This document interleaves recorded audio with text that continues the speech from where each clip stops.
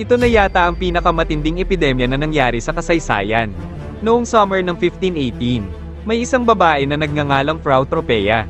Bigla na lamang itong sumayaw sa gitna ng kalsada ng Strasbourg sa France. Ngunit lumipas na ang isang linggo ay hindi pa rin tumitigil sa pagsasayaw ang babaeng ito.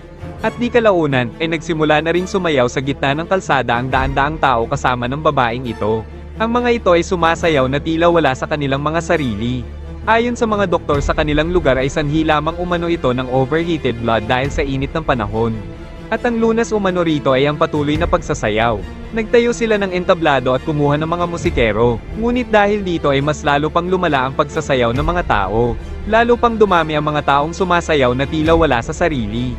Ang kanilang mga paa ay dumudugo na sa walang tigil na pagsasayaw. At ang iba sa mga ito ay namatay.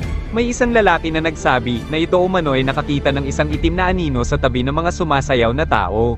Kinabukasan, ang lalaking ito ay bigla na lamang naglaho sa kanilang bayan.